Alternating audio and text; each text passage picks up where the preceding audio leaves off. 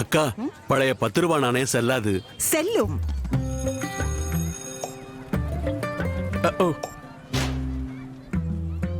பழைய 10 ரூபாய் நாணயமா? செல்லங்களா, இது இனி செல்லாது.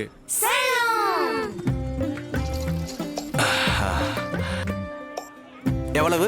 210 ரூபாய்.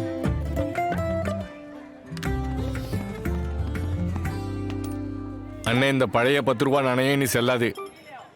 செல்லும் நாணயம் செல்லுபடியாகும். நாளையும் வதந்திகளே இல்ல, நான் சொல்றது கேளுங்க. நான் எப்படியும் செல்லுபடி ஆவேன். என்னோட சேர்த்து பழைய மற்றும் புதிய 50 பைசா, 1, 2, 5 மற்றும் 20 ரூபாய் நாணயங்களும் தொடர்ந்து செல்லுபடி ஆகும்.